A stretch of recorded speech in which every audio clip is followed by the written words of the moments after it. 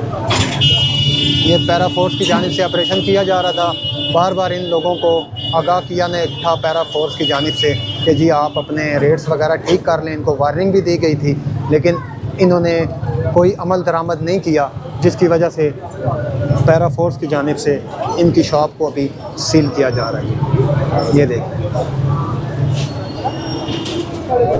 ये अभी इनको लॉक लगा रहे हैं और लॉक लगाकर इसके ऊपर ये सील लगा देंगे।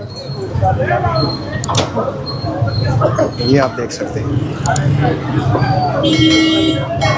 बार बार इनको पैरा फोर्स की जानिब से आगाह किया गया था, वार्निंग भी दी गई थी, लेकिन फिर भी इन लोगों ने इसके ऊपर कोई अमल दरामद नहीं किया, जिसकी वजह से अब इनकी शॉप को भी सील किया जा रहा है।